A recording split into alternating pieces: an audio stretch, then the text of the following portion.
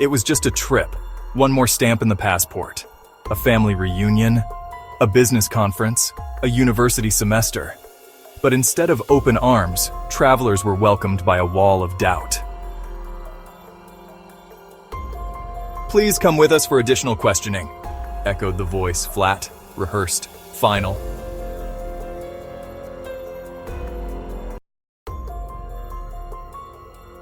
In the first 60 days after the reinstatement of Trump-era immigration enforcement, Customs and Border Protection reported a spike in secondary inspections, detentions, and digital searches.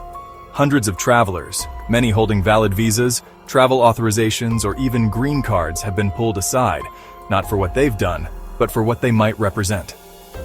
A freshman Palestinian en route to Harvard was flagged at the U.S. border. His crime? His friend's political opinions in social media? He was held for 5 hours, questioned, and deported without ever leaving the airport. These are not isolated stories. They are part of a broader shift in the U.S. immigration process, one driven by suspicion, amplified by politics, and cloaked in the language of national security. The U.S. entry requirements haven't changed on paper, but the enforcement has. Under new directives, officers have broader authority to inspect your phone, review your social media, and ask invasive questions without legal representation. That's right. At the border, even citizens have fewer rights than they think. Did you know that Customs and Border Protection can demand access to your digital devices, even if you're a U.S. citizen, and detain you if you refuse? Long before the plane touched down, a silent algorithm judges every soul on board. U.S. Homeland Security has a database that assigns risk scores to every traveler before they even reach the border. An ATS score of 43, green. Breeze through customs.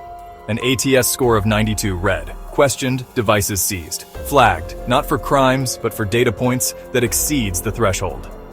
Welcome to secondary inspection, where travelers can be flagged at the U.S. border for things as arbitrary as a common surname, a past visit to the wrong country, a social media post, or a public political speech. Once you're in that room, there are no cameras, no phone calls, no right for an attorney, and very few answers.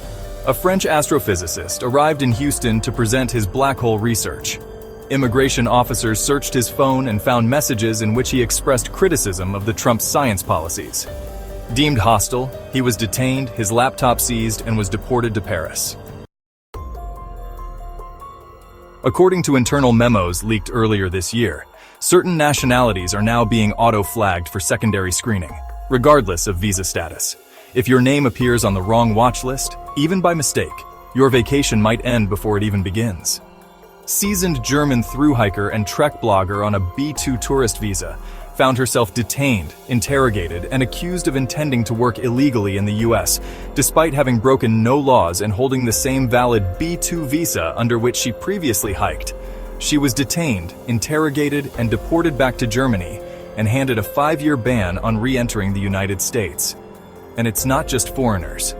An American citizen and his wife were detained for hours by the U.S. border agents when they returned to the U.S. after a short trip to Canada. He was handcuffed and led into a cell where his belongings were confiscated. His wife was put into a cell across from his. The psychological toll is real. "Seeing my wife's mascara running because she was crying, it was heartbreaking," he said. "It wasn't humane. The fear spreads long after the torment has passed." This new wave of enforcement is reshaping the very idea of what it means to enter the United States. It's no longer a border checkpoint, it's an ideological checkpoint. Supporters argue this is necessary, that tightening the net protects against potential threats. But critics warn it's sweeping up the innocent, eroding trust, and turning U.S. travel restrictions into a quiet form of discrimination. Whether you're on a student visa, a tourist pass, or even a green card, no one is truly exempt. And here's the real twist. Most of this happens legally. Thanks to laws passed after 9/11, Customs and Border Protection operates in a zone where due process is murky at best. When you're detained at the U.S. border, you're not technically in the country yet, and that means the Constitution may not fully apply. This legal limbo has created a gray area, where your rights blur your privacy dissolves, and your fate depends on the discretion of a single officer. So what can travelers do? First, know your rights. Even in secondary inspection, you are not required to answer questions about religion or political beliefs. You can decline to unlock your phone, though they may detain you or seize it. Second, carry documents.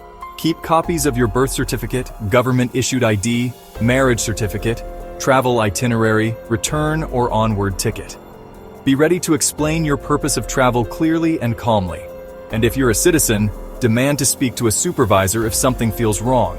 U.S. citizens cannot be denied entry to the U.S., but may be detained for questioning or inspection. Third, and this may be the hardest, prepare emotionally. This is not just a legal issue, it's a human one. Because behind every headline, there is a story. A family separated, a dream delayed, a traveler who came with hope and left with fear. The new reality of U.S. entry isn't just about borders, it's about values. What kind of nation do U.S. become when suspicion replaces welcome, when questions replace hospitality, and when a visa, a passport, or even citizenship no longer guarantees dignity? This isn't just a travel warning, it's a wake-up call. The world watches in silence. The land once hailed as free now greets the weary traveler not with welcome but with bolts of suspicion.